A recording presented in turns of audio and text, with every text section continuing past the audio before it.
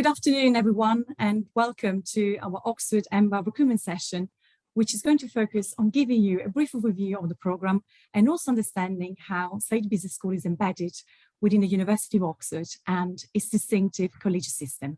My name is Susanna Hofmann, and I'm the Associate Director for the Oxford Executive MBA program here at Saïd Business School.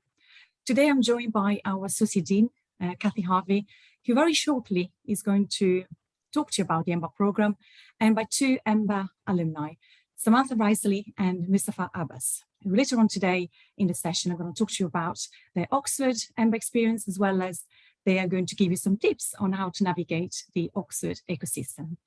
We want to make the session very interactive, so please feel free to use the Q&A chat box. Two colleagues of mine, Jonathan and Hannah, will be monitoring the Q&A chat box and also answer any questions you may have about the EMBA program. We'll also leave 10-15 minutes towards the end of the session to answer any additional questions you may have. And now I'm just going to hand it over to Kathy. Thank you very much, Susanna, and good afternoon, everybody, or good morning or good evening, wherever you are in the world. It's a pleasure, a real pleasure for me to talk about the Executive MBA here at Oxford, because it's a program that's really close to my heart. I directed it for many years, and I think it's a very special experience, as well as a learning experience. It's a personal and professional journey, and I know that Sam and Mustafa will talk about that themselves.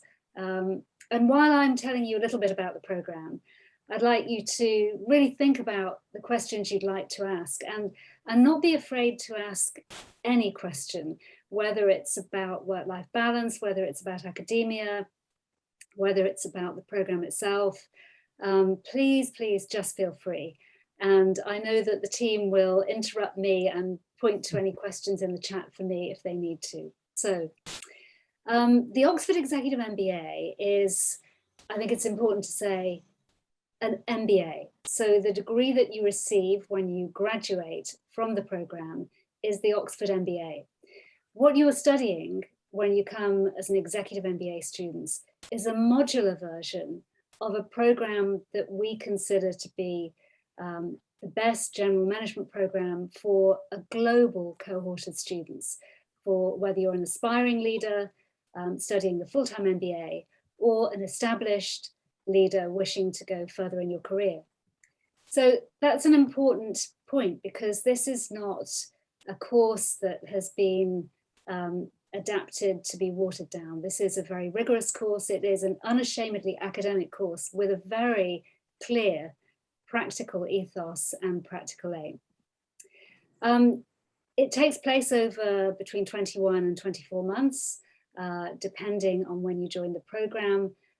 We have two cohorts a year, and some of the electives are taken together, but the two cohorts will start on a separate track in September and January. And I suppose the most important thing of all about the Oxford Executive MBA is the students within it alongside the faculty. So we are fortunate to have a very global cohort from many different countries. And you can see some of the flags on the slide here. But we tend to find that there are 25, 30, 35 countries represented each year. And you can guarantee that there will be many people in the class not like you. And that's really important, because studying with people who are different to you can make all the difference in the way you lead in your professional life after you leave the course. So there are core subjects, all the core subjects you'd expect in an MBA, and then you choose from some electives. But the program has some key themes running through it, which are embedded through the projects and some of the electives that we study. So we're a global school in a global university, and we believe that it's vitally important, particularly at a time like this, to study and understand and try and tackle some of the global problems of the world. So globalization and the complexity of global business is a main theme running throughout the program. And of course, we have some international modules, which you'll learn more about through looking in more detail in the brochure and on the website. But the key is that right at the beginning of the program, you're going to be thinking about the role of the firm and the state, the role of regulation, the role of politics, the role of business. These are the stakeholders who have been interacting to affect all our lives during the global pandemic. And at Oxford, we believe you cannot lead an organization unless you understand the complexity of these networks. The other aspect that we emphasize throughout the course is leadership. You're here with us to interrogate yourself about your own leadership, to face some challenges, to learn new knowledge. So leadership and some coaching around your leadership will be important while you're on the program, and that's a key theme. And then we want you to think like an entrepreneur. We want you to think like an entrepreneur because entrepreneurialism is about risk and marshalling your resources even when you don't have them, and making big decisions. And so if you can understand a little about how companies go from startup to scale up, you can usually run any business. So these are the main themes that we have in the program. Susanna, could you just move to the next slide, please?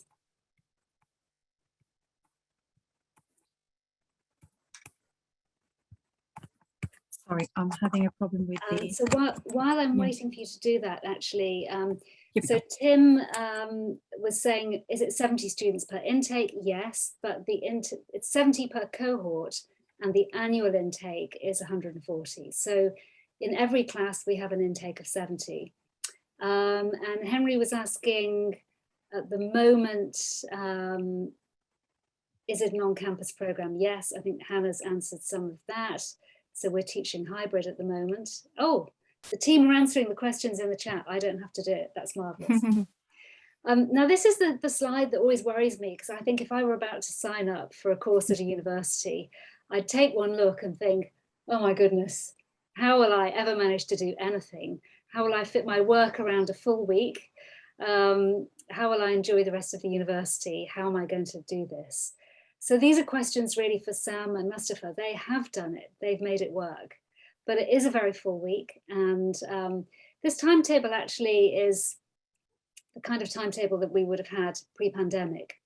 So during the pandemic, we have conflated our day into between 11:30 in the morning and 7 at night. And we have two sessions. We have an owl and a lark session for those on different ends of the globe.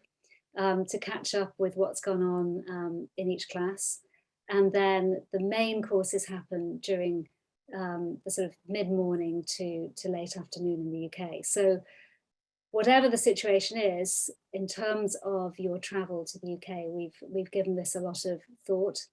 And sadly, we've had a lot of time to refine what we do. So I'm confident that when you study with us, you will be studying a timetable that's manageable, but please speak to our alumni about that. So next slide.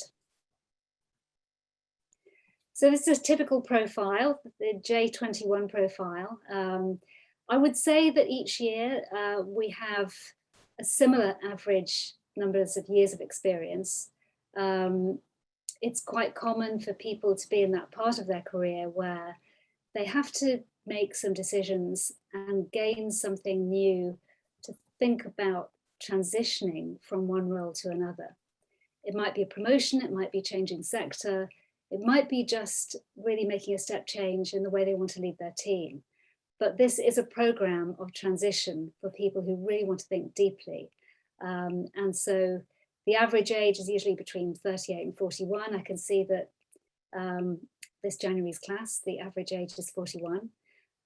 But you're not too old or too young for the program. You're either right for the program itself, depending on what you're going through. So you should just speak to the team about that. Susanna, next slide.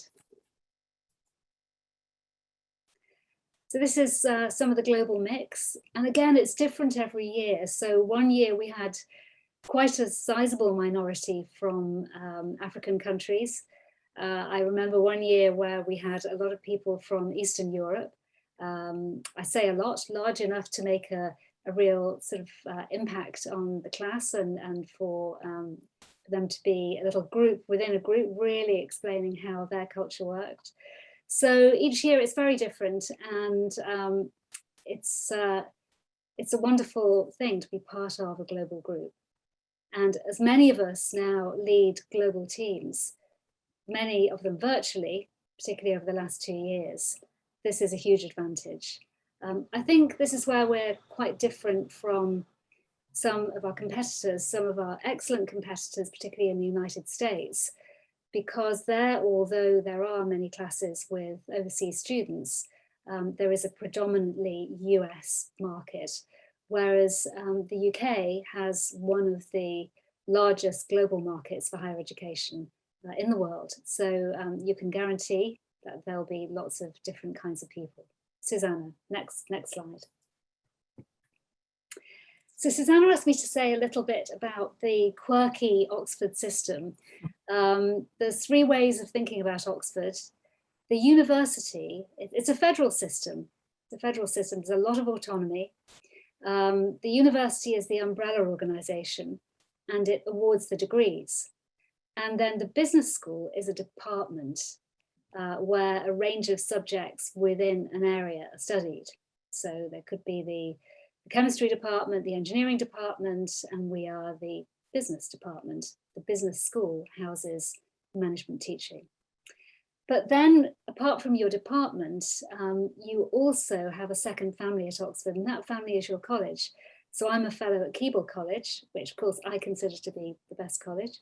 But all the colleges are the best college, depending on which one you're in. Mustafa's laughing because of course he's not from Keble. But I forgive him for this. So he's a member of Merton College. But never mind, we're willing to have you in the fold, Mustafa, despite being in a different college. So you can see there's a bit of friendly competition. They're all very different. In order to get your degree from Oxford, you must be a member of a college, because the colleges started in the Middle Ages as monastic orders, training young men for the priesthood. And they only formed the university when it became just too difficult to self-organize with a lot of colleges on their own. So the university is a bit of a necessity, but the colleges are self-governing organizations. And for those of you who read Tolkien, this is where the idea of the Fellowship of the Rings comes from, because of course Tolkien was at Oxford. So it's a very quirky system. Cambridge also has it. And you will be a member of a college when you come to study with us at Oxford. Susanna. So people often ask me, where's the campus? And the short answer is everywhere and nowhere, because we are not a campus university. So the business school is where you can see that large blue arrow. We are next to the railway station. The university has buildings dotted throughout the city, and the colleges are the numbers, the blue numbers that you can see on this map, and they are all over Oxford. So there's 38 or 39 of them, I think. They're all over the place. There's no one place. So you could say that the city of Oxford was the campus of the university, though sometimes the city council would disagree with that. But so we're not a campus university. It's very diverse, it's very distributed. And when you're here, the business school will be your home. We are the second most modern department in the university.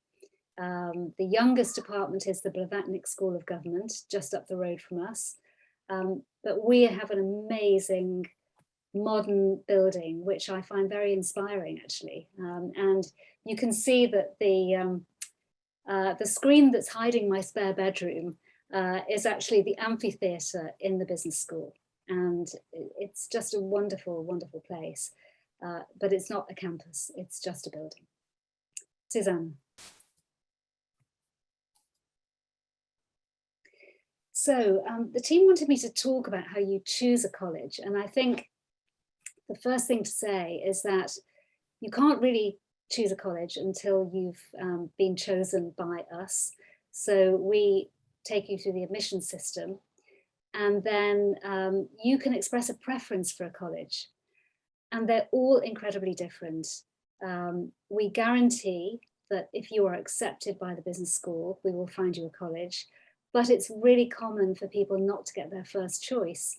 And that's because it's a little bit of a lottery that depends on when you apply, which college you apply for as your first choice. If it's a very popular college and they're full, then you will be automatically assigned to the next college on the list, which has places.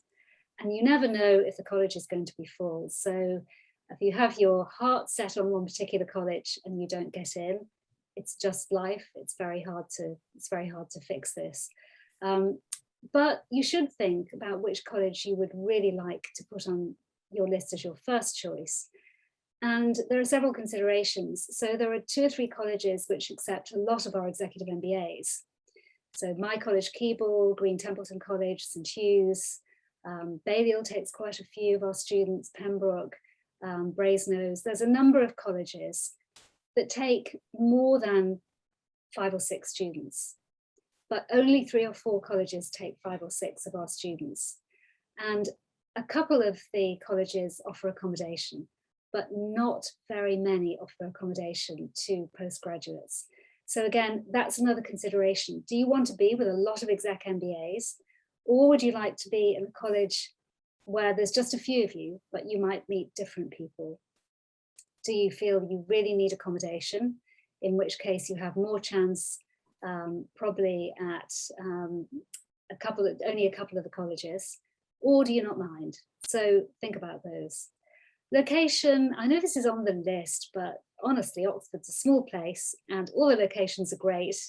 It's hard for me to choose between them. You can get a bike, but they all do have their own character. So I would say that some of the more modern colleges are really fascinating. And some of the much older colleges are mainly for undergraduates. So you might want to think about that, because the undergraduate colleges aren't really set up in quite the same way to look after postgraduate students. They've all got a great atmosphere. I'm certainly not going to choose between them. So Susanna, on to the next slide. This is, I think this might be our final slide actually. Is that correct? Yes. So our Entrepreneurship Centre asked if we would show some of the work that they do from the Entrepreneurship Centre. We often get asked, because we have an emphasis on entrepreneurship as one of the sort of 3 or 4 pillars of our course, we often get asked about what we do with entrepreneurship. And we have a very diverse, a very rich ecosystem for entrepreneurship here at the business school. But it's lots and lots of different things. And I think all you need to know as an applicant is that we have many, many startup company opportunities. We have a wonderful entrepreneurship centre, which will link you with some of the other parts of the ecosystem in Oxford, and is a very exciting part of the new side of Oxford. We are an ancient university, but we have just produced the company that made the Oxford AstraZeneca vaccine possible. It's a company called Vaxitech. It was funded by Oxford Sciences Innovation, which you can see on this slide. And it went public on the New York Stock Exchange recently. And we're all very happy at the university about that. So we have a fantastic network for entrepreneurship. But just as I end, and I've spent far too long talking, I'd like to say that whatever your interest, you will spend most of your time at the business school studying with your colleagues, learning from your peers, learning from our faculty, and it will be about management. But perhaps you studied English literature as your first degree, and you'd love to go and see a lecture in the humanities department. Or perhaps you're interested in the built environment and you'd like to visit the Smith School. Or perhaps you're interested, you did an engineering degree as your undergraduate degree, and perhaps you want to make some contacts there. It has to be in your time, outside the lectures, but we are a hugely diverse university. There's some amazing scholars here and researchers. So we're a great place to be, and I hope some of you think about coming to join us. as indeed Mustafa and Sam did. Are there any questions that I should be answering, Susanna, from the chat? Oh, there's lots of questions that I think Sam, there's one on workload coming up.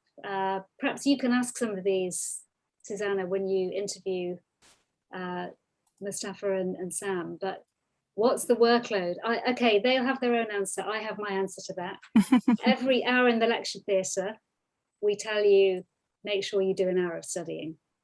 So in an average day in the lecture theatre, you might be in a situation where you're being taught for up to, not always as much as, but up to 6 hours. So a week might have 24 hours of teaching. So that's 24 hours of learning outside that you should expect to do in between modules. But they'll tell you the real truth. And accommodation colleges, I think it's, Balliol might have a little, Keble has accommodation, I think St Hugh's has some accommodation, but the admissions team have all those details. And there's one more. What will the international portfolio portion of the programme look like? I think Susanna might want to say a bit more about that, but it has, of course, changed during the pandemic because we have not been able to travel. In the past, we have been to China, we've been to India, we have plans to go to Peru, we always go to California, and sometimes South Africa, either as an elective or as a core part of your course. But this is an element of the course which must be subject to uncertainty and change. So it's really important for us to give you an opportunity to understand how globalization works in a country you're not used to. And we will seek to do that. I just can't tell you how at the moment. Is that correct, Susanna? Yes, and also I would say that anyone starting in January 22 or September 2022 for the first year, most of the core modules will be taking place in Oxford anyway. So you'll only be looking in a year, 18 months time anyway, to do your first international trip. And by then, that's when we're hoping that things will go back to some sort of normality and be able to resume the international trips. There's just one more question. Does a college pick you or do you pick a college? You pick a college and then they decide if they want you. And it's random. It's, you know, this is not, are you good enough to study at Oxford? We make that decision.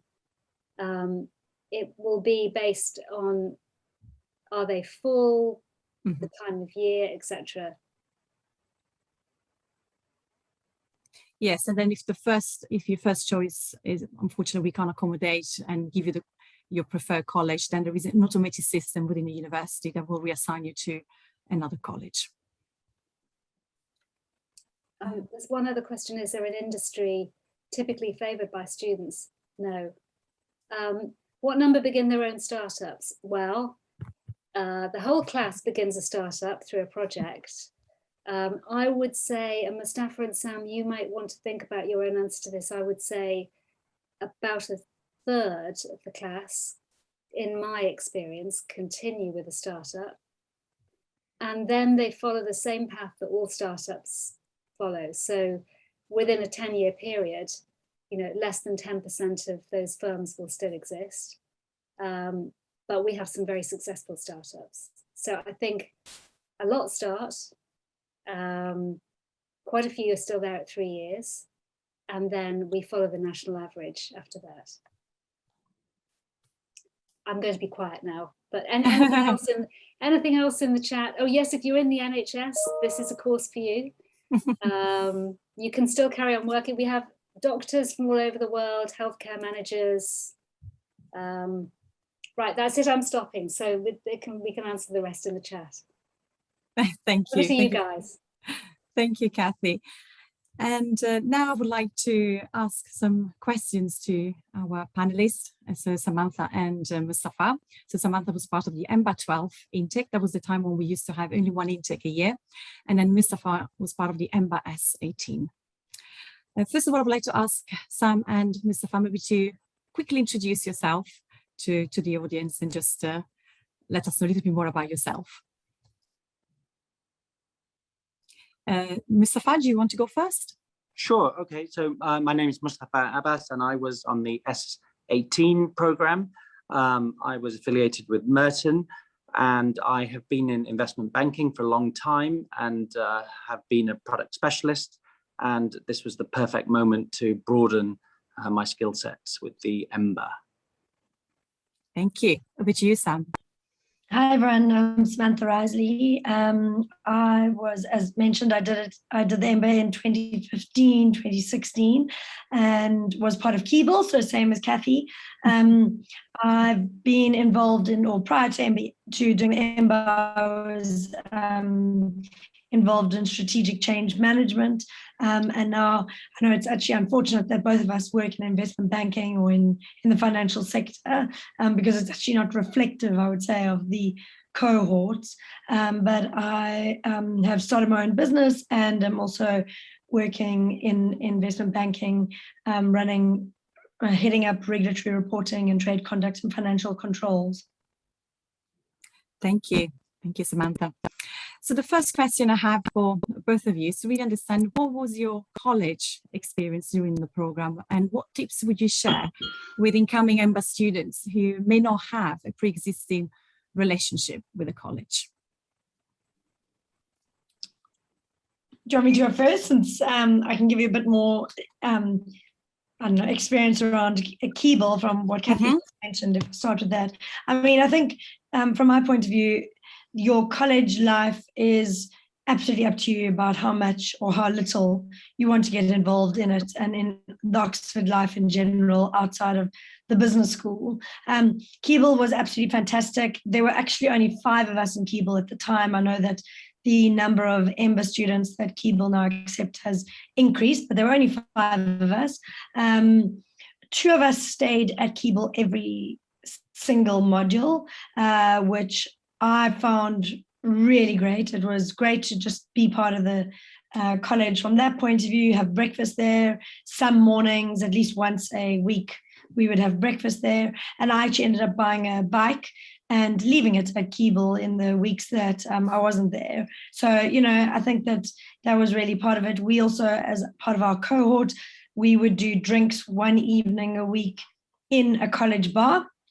So we would have a different college hosting our drinks each week, which again helped us get involved in it. We also, you know, went to the summer balls and, you know, went to a couple of, you know, I don't know, plays, etc. that were happening. I think that we were also lucky we had a gentleman in our team or in our class who got involved in rowing. And so as a result of that, we met people. I also had a friend who was doing her PhD at Oxford at the time. So, you know, met others through that and so on and so forth. But I really think it's up to you as to how much or how little you want to be involved in college life.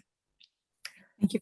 Thank you, Samantha. And Mustafa, I know you were already part of Merton, but what if someone had to actually build a relationship from scratch, like a cold relationship? What tips would you have?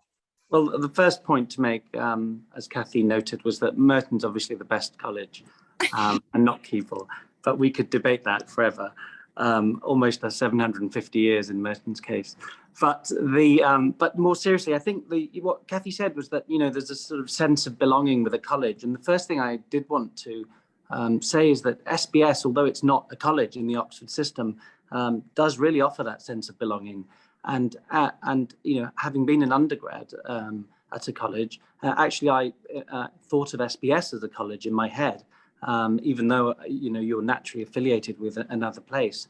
So I would, although, you know, choosing your college is very important. And Damiano, who was actually a part of my cohort, the slide that Kathy put up, you know, and I think he's a management consultant and sort of, you know, outlined everything. You know, that point that he made about undergrad or graduate, I think is very important there, because if you're an undergraduate, your college makes a big difference. But as a graduate student, which you would be as EMBA students, I don't think it is as important. What I would say, though, in terms of getting involved with your college life is, and the first thing I did was write to the MCR president and introduce yourself and say, look, I'm about to start the EMBA, and I'd love a middle common room pass key, and please let me know of any events. And then events come along, and just go to them, go to the dinners, or just hang out in the MCR. And then the point that Sam mentioned, which is if you've got hobbies or sports that you're involved with from your which you carry from your past, let the college know, because the college will be really interested if you're a rower, or a tiddlywinks player, or a rugby player. And we had a big chap called George, who was a solid rugby player in his past, and immediately was a hit at Keble because of his previous sporting prowess. So I really think it's about using your own resources to get involved with the college. But the college is welcoming you, and will certainly invite you to all the events. Okay, thank you, Mustafa. And we actually have a question for both of you from one of our attendees. What did you like the most and the least about the EMBA program? Mustafa, do you want to go first this time? Sure.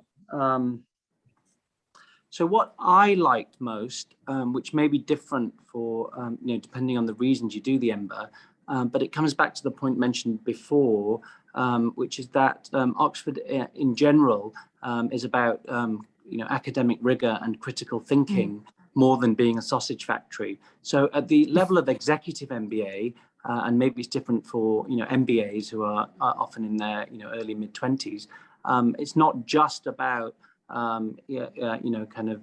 doing the MBA to then transition instantly. But I saw it more as a process of critical thinking, unbundling, understanding models and frameworks for business, but also unbundling myself in a way, and just letting go and experiencing and immersing.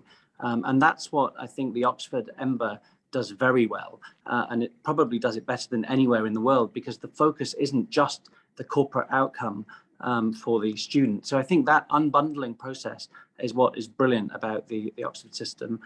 In terms of the least, I'm afraid you're asking the wrong person, because I did my undergrad and my grad at Oxford. So I can't really think of anything I didn't like about the course. Yeah. Sorry, I can't answer your second one. Sam, maybe you could enlighten on something. I think hopefully our least favorite thing about the EMBA program has now been resolved, because we spent a huge amount of time trying to resolve it. I was on the student council, and I know that we made inroads, and it was 6 years ago, so I really hope it has changed. But I think that the least favorite thing, and it's not necessarily an EMBA issue, it was an Oxford issue, is that sometimes you're dealing with a dinosaur of an institution. So we weren't able to submit some of our assignments online. And that was the slightly infuriating thing about Oxford. But I think it is changed. That's right. That's what I was going to say. So for us, that was without a doubt the biggest gripe we had over the 2 years, was that we had to sometimes go in to submit an assignment, but that was not SBS's problem. It was actually an Oxford policy, rather than it being the business schools issue, which I know Kathy was rooting to change at the time, and I'm very glad it has been successfully changed. So that was our least favorite thing. I think the most amazing thing about it is the network and the camaraderie. And I'm talking about network not from a point of just from a professional network point of view, but from you really do make friends and contacts for life, and that's not only across your classmates, it's across some of the professors and so on and so forth. And I really do think that is incredible. Good, thanks, Sam. And you actually touched on networking, and my follow-up questions was more about what other departments did you connect with during the program and beyond? I don't know, Mustafa, if you want to go first. Sure. So I think very much the Oxford ambition as a university is that it's a melting pot, and you have at the dinners. In a college, you would, I was a PPA, so I would be sitting next to, eminent scientists, and then next it would be a moral philosopher I was chatting to, and so forth. And I think that the EMBA program really carries that forward.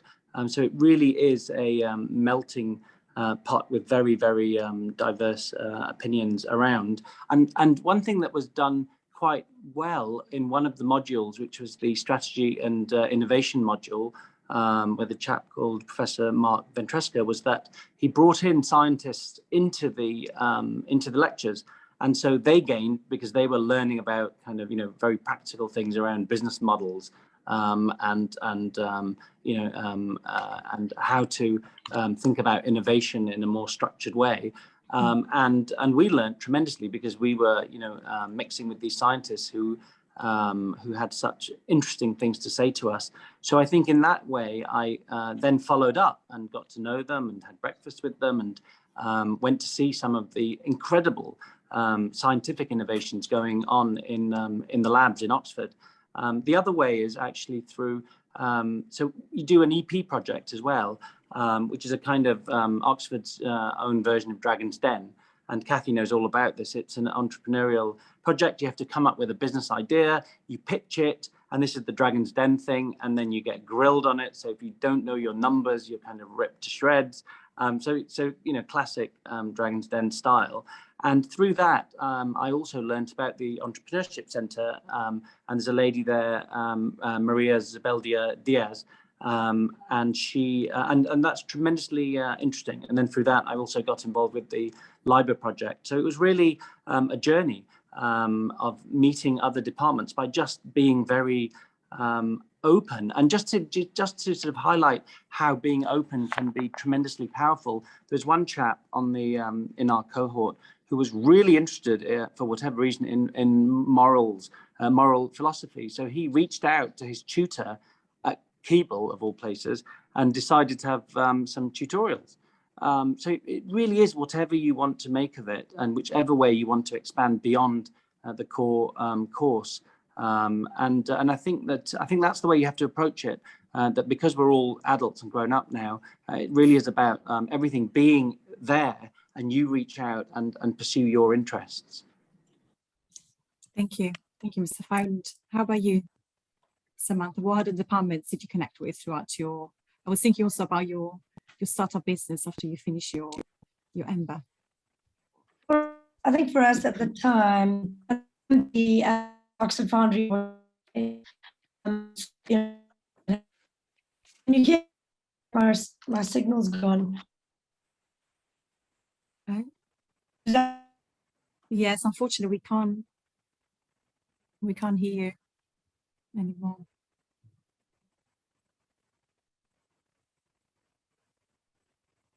Samantha, you can also try to log off, and I think she's going to come back and rejoin again.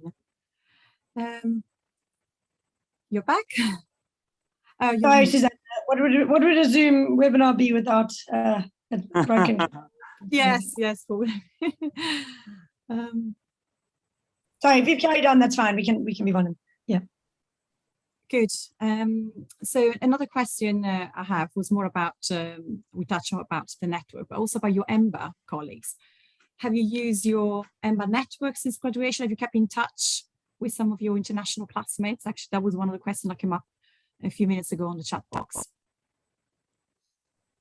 Yeah, I think very much so. I think the point Sam made before, which is that you make some friends for life. So there'll be key points in your life where that happens. I'm sure some from school and some from undergrad, university, and then the EMBA is in line with that, because you're mixing freely with a very diverse bunch of people, diverse in every sense, age, geography, vocations, but you'll meet some incredible people and you'll get on really well with them. And then the extension of that is that some of them you find that you're not only really good friends, but you also have very complementary skill sets. So you start to think about businesses that you could do together, and it's a very good partnership and marriage, because they complement you and you complement them. So I certainly think the network is very powerful in terms of the cohort, but also the network with the professors and the tutors and the administration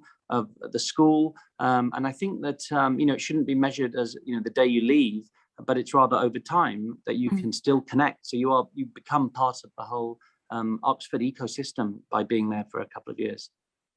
Thank you, Mr. Farr. Yeah. I mean, I think from my point of view, we're now 6 years post-graduating, which is quite a significant amount of time.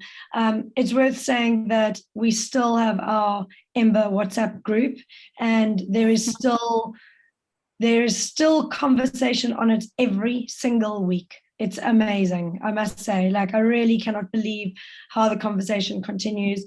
There's still the happy birthday messages, but besides that, it's now become the platform for people to share what they're doing, or to ask for, if anyone has a contact in a certain area, or, even the other day, someone just said, does anyone have anyone who can help set up businesses in, I don't know where it was somewhere in, I think it was the Philippines, like people just ask questions on the group, and 9 times out of 10 someone can help you.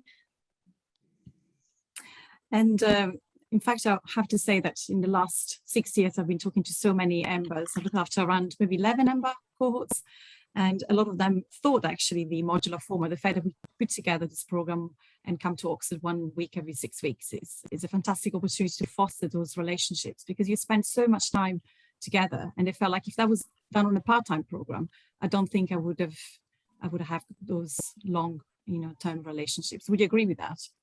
I just want to, just to add to that the modular approach. So you have 1 week every 6, I think, roughly. But because of the modular approach, people can fly in from far away and also really indulge for that week and forget about their work and everything else. And that's what makes the difference. Because you can really get to know people. Never mind that you're also put into some assignments together as a team, so you get to know those people very intensely, because you're working towards deadlines, and you see how each person works. And then the other element, which is the travel. Should it happen, the foreign travel allows people to be away together for a few days. So I think you do have many opportunities to really get to know people on the cohort. And just as Sam was saying, we have this sort of same happy birthdays going around on the chat room, and they've all decided, and I hope to be there this coming Friday. We're going to have a boat cruise. A number of people are coming in for graduation after a while. So I think that there really is a sense of camaraderie, and it was probably the same for Sam. But in the very first session, we were told, we're all here to help each other and collaborate. And I think there is a sort of culture of collaboration in the EMBA program. Thank you, Mustafa. Another question we have. Sorry, Susanna, if I'll just add to that, I apologize, sure. that my network was breaking up again. The modular approach to Oxford is part of the reason I chose the course over others. I think that for me personally, going to Oxford or going away on, to South Africa or to the US or to China for a whole week and being immersed in that for a whole week was really important to me. It made it much more black and white and segregated between, the day-to-day work that I was still continuing with versus the program, and actually gave you the time to really focus on getting benefit out of it. So for me, it was a really important thing. One thing, sorry, my network dropped, but one thing on the the EMBA classmates, I think it's worth mentioning that I've still got, a dozen classmates that I'm in contact with every single month. A lot of them we discuss, get advice from each other, we bouncing ideas and so on and so forth. So 6 years down the line, that is still happening on a very regular basis. Thank you. Another question that came up through the chat for both of you is that I think probably talking about many of the attendees are at this stage of answering, is the Oxford EMBA worth it? And could you please share some practical benefits after the EMBA? Anything around career advancement or maybe social impact or salary increase? Have you got any thoughts on that? So I don't think you can look at it from a value, like as a monetary, from a monetary angle only. Your return on investment is far much more than just the financial aspect of it. I've broken up again. Yeah, no, we can hear you. Oh, can you? I'm turning my video off because I don't know if that's the problem. I don't think that the financial, you can't look at it from a financial point of view in year one. I think that you need to, someone once said you need to look at the return on investment over 10 years. And I do think it has been totally worth it. It has been totally worth it financially, as well as from, you know, the network, the exposure, the amount I've changed and grown as an individual as well. Thank you. And Mr. Fine, anything to add? Well, I think it so much depends on the reason you come. I would say that it can help you move vertically within, you know, your organization where you are. I think it can help you move horizontally if you're looking to move firm. I think then the other aspect, you might decide that, you know, you want to set up an NGO, or you might want to become an entrepreneur, or etc. I would say though that there's a very practical aspect to this. So even though it's you know, all about, you know, going to first principles and whatever, what they do is they ask you often to write your project on something where you have experience. And what often people do, which is smart, is they do it about their organization, if they're with an organization. And then what they can do is leverage that internally within their organization. So the amount of effort that you will put into your own understanding your own organization is incredible and incredibly powerful then for you know, for later use. So I think there's lots of ways to sort of make it worth it. But you know, the point made earlier, if it's just about you know, a 1-year return, I think it's very different. And I think that the you know, something that actually an old tutor said to me once is that you know, you have to, you know, you're going with your gut, but you know, one way to think about it is, you know, forgetting the return is, and we're obviously, you know, many are finance people, but if you were, you know, 80 years old sitting by the fire, you know, and looking back on your life and say, would I have liked to have done that? And if the answer is yes, then do it, you know, close your eyes and jump. Yeah, I agree. I think because ultimately you cannot know the future, and you know, you can't make an MPV calculation on the EMBA. Yes, or any absolutely. degree for that matter, any degree. And in fact, it was, I think, about a year and a half ago, I did undertake a small project to interview several EMBA alumni who I felt they made a significant career transition. And of course, they all had different backgrounds. But I think what really made a difference was how to really leverage the Oxford network. They also all interact with the executive careers team to get some careers coaching support. And they also tap into the network that we have of 40+ industry advisors.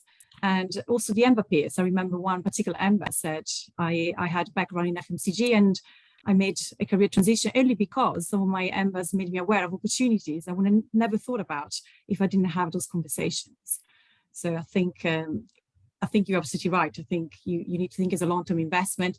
And sometimes you may have to secure a job, say B, before you actually get to your job A. We had one participant who wanted to move into private equity. So she moved first in seniority into consulting and did extensive research to get more, I would say, more knowledge into sustainability and operations, and then end up at Blackstone on the operations side. And that was a significant career transition. That also happened because she networked as well with a senior full-time MBA alum who was working at Blackstone, was able to help her as well with the interview preparation. So I think anybody who's looking for a career transition, depending on your skill set, of course, if you don't have any marketing expertise and suddenly you want to join the EMBA and work as a marketing director, that could probably be a challenge if it's a significant functional change. But depending on where you're looking, I'm sure that the EMBA program and the careers team and the network that you have in Oxford will allow you somehow eventually to secure the opportunity you're looking to pursue. Good. A practical question, I don't know whether Mr. Farr, Sam, or even Kathy may answer, is about the study group. The same? Is the same study group throughout the whole program, or do you change study group according to different assignments? Thank God it's not always the same study group. Okay. So some study groups are brilliant and you all figure out how to work and pass the baton and it works superbly. Obviously, in a larger group, there is scope for sort of free riders who can who know that they can sort of, you know, get away with it a little bit. But you all figure it out pretty quickly. Our study group changed. So the core study group, which was brilliant, and we're all very close friends, remained. And then occasionally there's a deviation. And I think, as was said, you know, that's life, right? If you're in a team and you're all, you know, and you're having to manage each other in the team, and sometimes people, you know, do more work, some people do less, and you have to manage each other during the process. And that's part of kind of the leadership skills that we develop. And some of it's tough. but that's actually good training. Thank you. Yeah, so there's a project you can choose your team. So you can choose your team for the entrepreneurship project, and then for the core courses, we put you in a team. But it should be said really that the Oxford Executive MBA has a smaller amount of teamwork than the average executive MBA.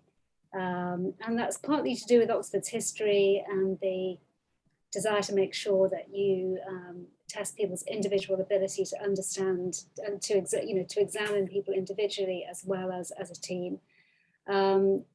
So some MBAs would have over half the assessment as teamwork, and we have only up to a third. So on your electives, you might do a team presentation. You do 2 team projects, the Go-To project and the entrepreneurship project, and you have 3 or 4 core pieces of work which are teams, but they never make up. The projects are separate, but the project work on your core modules only makes up 30% of your mark. So, and that's a choice of the examiners at the school. Okay.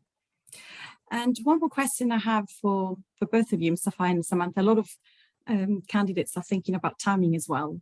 And they want to know, like, when did you know you were ready to start an application to actually embark on the EMBA journey?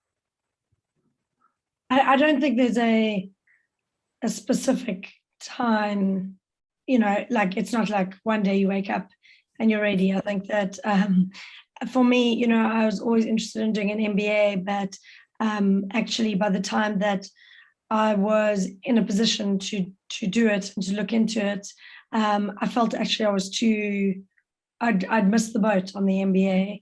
I wasn't keen to do the MBA route because I wasn't keen to be a consultant or to go into one of the more stereotypical professions that the MBA usually guide you to, or what was, you know, traditional MBA routes.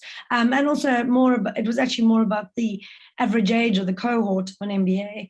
It didn't appeal to me, whereas the EMBA was something that really appealed to me. It really, you know, I was 32 at the time when I did it, so I was quite a bit young, or I was in the younger end of our class, and I really benefited and really was very grateful for being exposed to and surrounded by people of various different, you know, at various different levels in their career, and in different industries and so on and so forth. So I think that every single person in my cohort was on it at the time. They were seeking some sort of change, and that change could be that they really wanted to, you know, move forward in their career. They wanted, as Mustafa said, they wanted to make a sideways shift. They wanted to change altogether. They potentially, you know, just had kids, had finished having kids, felt like, you know, that they were stagnant in their career and they just wanted to enrich themselves educationally. But I feel like, you know, it's more actually when you always get itchy feet in your life for one reason or the other is probably the right time. Thank you.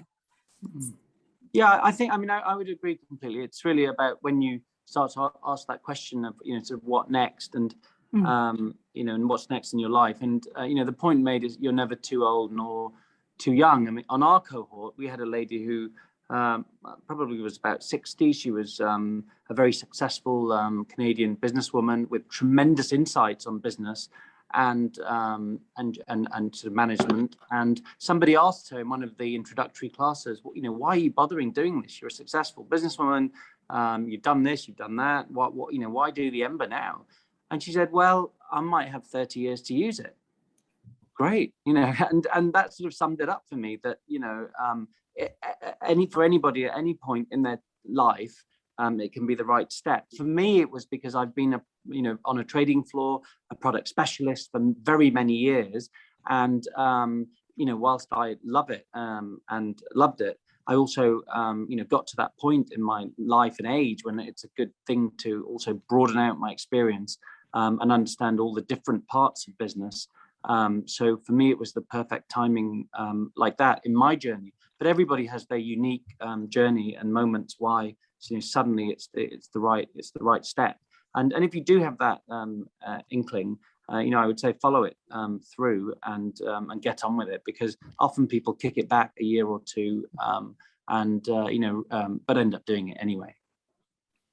Thank you, Mustafa. And on that note, I think we're coming towards the end of the session. You may have more questions about the program, perhaps also about the admission requirements, deadlines or scholarships, and also other questions that we didn't cover today. So I would recommend you get in touch with your EMBA recruitment manager looking after your regions.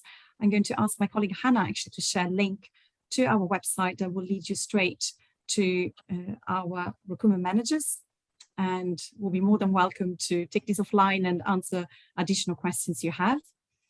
And thank you again. I would like to take this opportunity to thank our Associate Dean, Kathy Harvey, as well as our alumni, Mustafa and Samantha. And I sincerely hope that you will get in touch with us after this session, as well as hopefully I'll meet some of you in person in Oxford very soon. Thank you again, and bye now.